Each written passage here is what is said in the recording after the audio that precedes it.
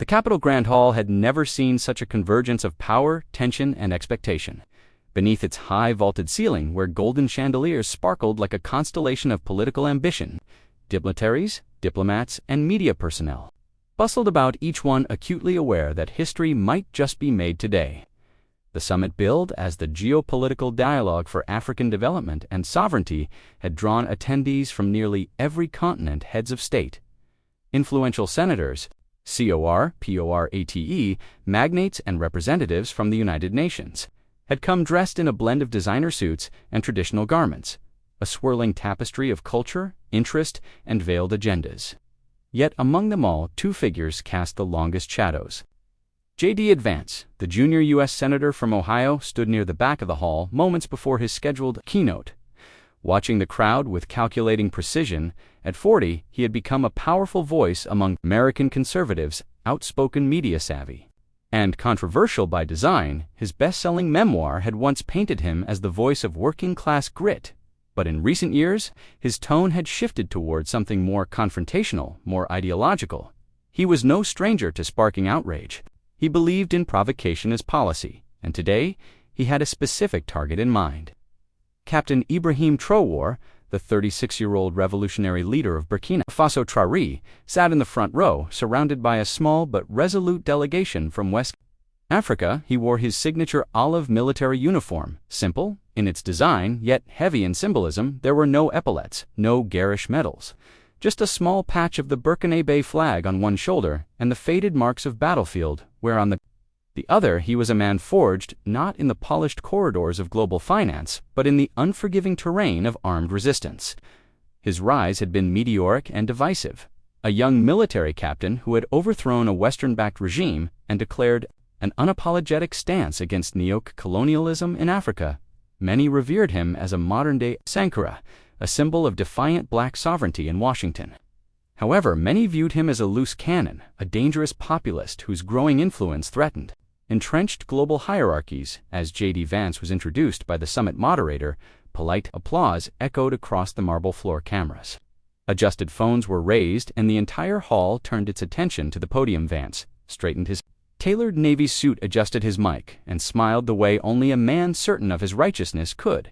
He began with pleasantries, acknowledgments of fellow lawmakers, nods to African partners, vague references to shared challenges like terrorism and migration. It was all diplomatic theater routine and polished. But then the script shifted, ladies and gentlemen.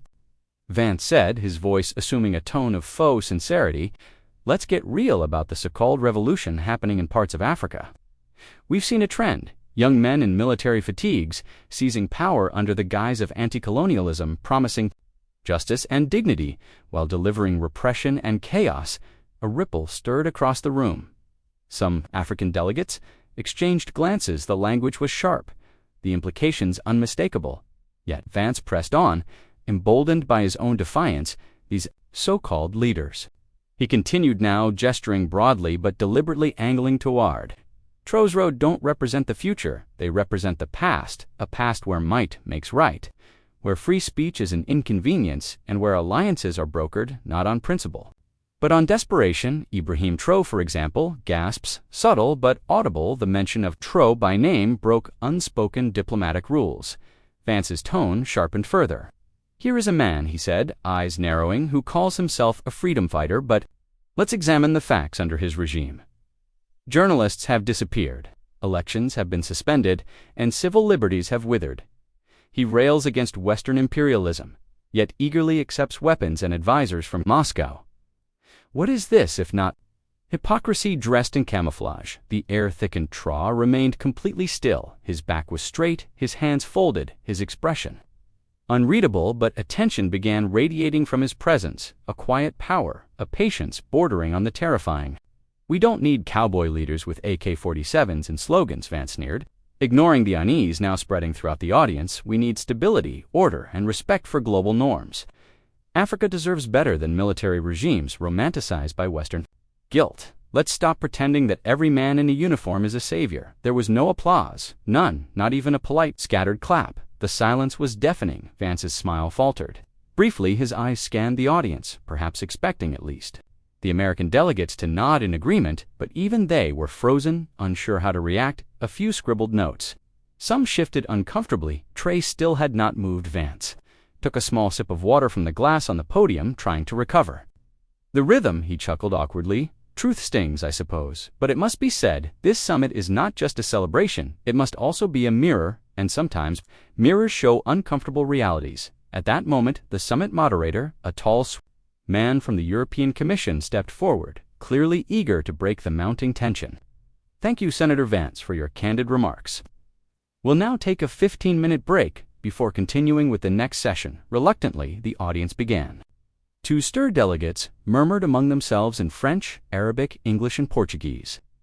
Journalists typed feverishly. Cameramen refocused on Traoré, zooming in to capture his reaction, but there was nothing to capture. The Burkina leader sat as he had from the beginning, still silent, sovereign. As JD Vance descended from the stage, he wore the smirk of a man who thought he had just landed a brutal punch. He returned to his seat beside a pair of American advisors who whispered something in his ear. He nodded casually, sipping water again, as if all was going according to plan. He didn't notice the cold, cautious expressions of the African leaders nearby. Nor did he hear the subtle shift in whispers from indignation to anticipation. Traoré remained seated. His aides did not lean in. No one dared speak to him. He simply watched, not with fury, but with an unsettling calm, like a lion surveying a pack of snarling jackals. His silence spoke volumes. It was the silence of a man who had seen greater threats in the Sahel than JD Vance could imagine. The silence of a man who had buried comrades in unmarked graves, who had held dying children in his arms after drone strikes funded by foreign aid. The silence of a man who had nothing left to prove to anyone in that hall. To the untrained eye, it might have seemed that JD Vance had triumphed, that he had thrown down the gauntlet and embarrassed a revolutionary in front of the world stage. But those with deeper understanding of the room's shifting currents knew better. They saw the way leaders like Mali's Assimi Goïta and Guinea's Madi Doumbouya glanced toward Traoré, not with pity, but with a subtle nod of difference. They heard the undertones in conversations he won't let. This past one South African delegate whispered to a Namibian minister. Traoré is quiet now, but he will answer outside the capital.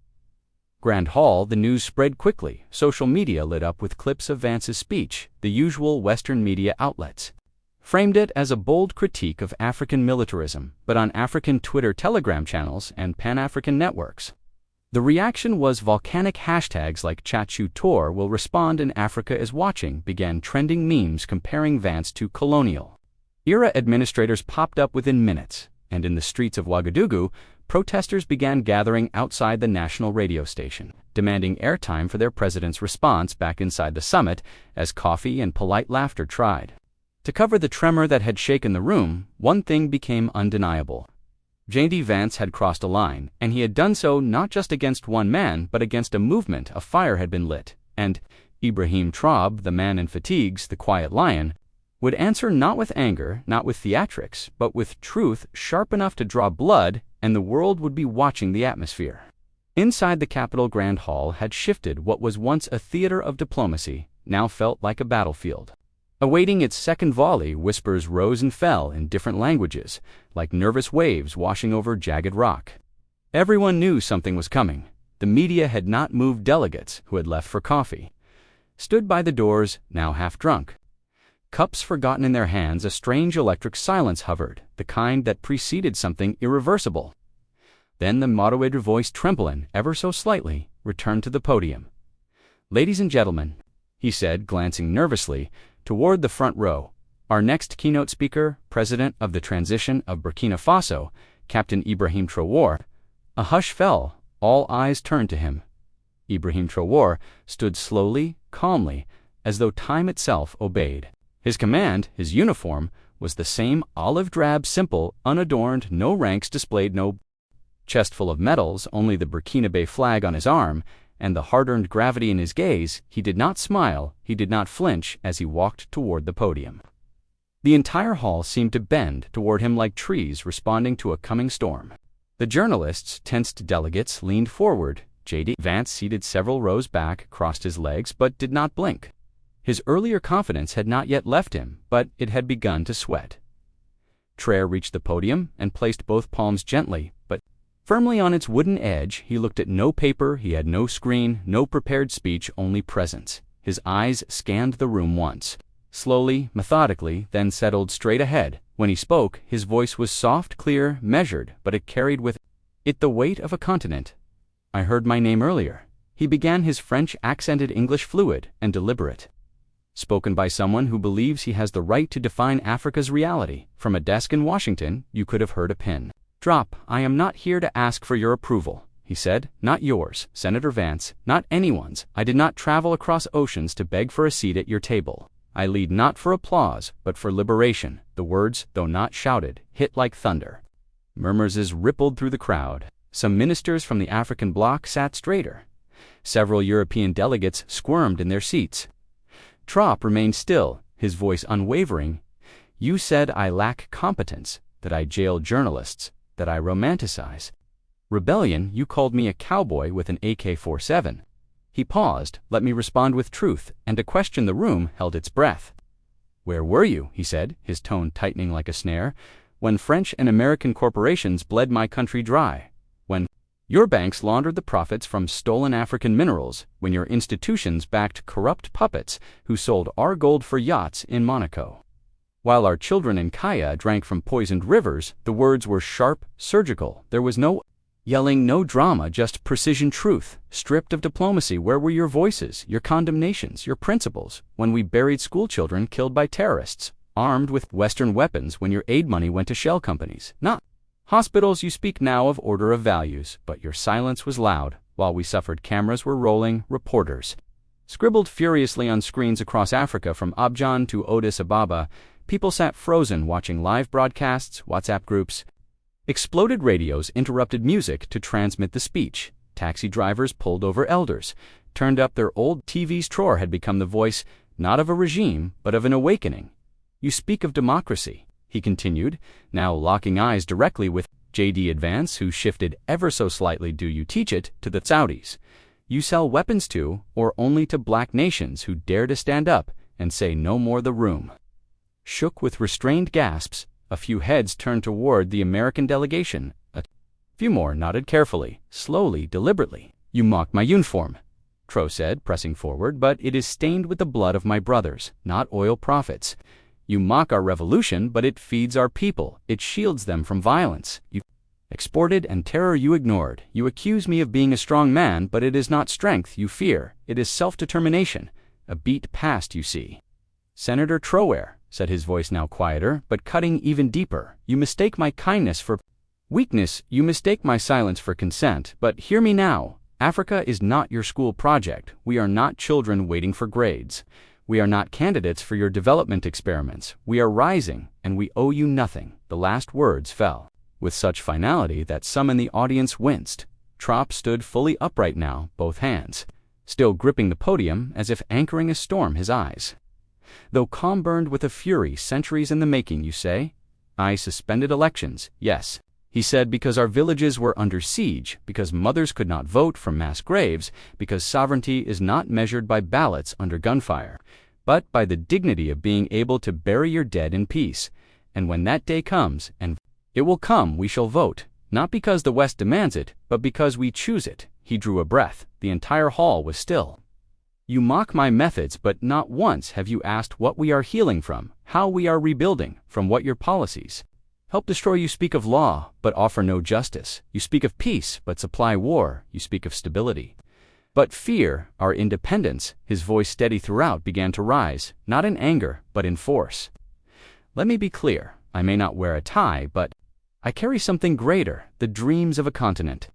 I do not speak for comfort. I speak for freedom, and no senator, no matter how loud, will shame us back into chains. The final sentence rang out like a bell, and the silence that followed broke into a roar. The applause erupted, not polite, not performative. Thunderous delegates stood, some slowly, some as though rising in reverence. Several African ministers clapped with both hands high. A few European diplomats joined cautiously, as though acknowledging not agreement, but truth. Some Western officials remained seated, tight-lipped, clearly stunned, and JD Vance, the man who had spoken earlier with fire, now sat stiff, eyes forward, his jaw clenched. He did not speak, he did not move. Ibrahim Traoré stepped away from the podium with the calm of a man who had said only what needed to be said, no more, no less. He did not pump his fists. He did not bow as he walked down the aisle. Cameras zoomed in. His gait was purposeful, measured. He passed Vance without so much as a glance. Vance rigid did not look up. The moment was not about vengeance. It was not a comeback. It was a reclaiming of narrative, of dignity, of history outside. The summit, the news had already spread. Crowds had gathered near the gates, watching the live stream on giant screens, phones, and car radios. When Traoré's final words echoed, cheers erupted in cities across Africa. In Dar, Bamako, Accra, Kinshasa, spontaneous rallies began. People poured into the streets. Some waved Burkinabe flags, some held placards that read, "Africa owes you nothing." Others chanted his name like a song, Traoré, Traub. Back inside, the moderator struggled to regain control of the session, but the summit had changed. No one was asking follow-up questions. No one dared redirect attention to economic charts or infrastructure projects. Something greater had been spoken later that evening. Media outlets scrambled to edit headlines. CNN called it a defiant speech from Africa's most uncompromising leader. Eliezer labeled it the day Africa spoke back. Leond ran with Traoré neither a puppet nor a pawn, but among ordinary people.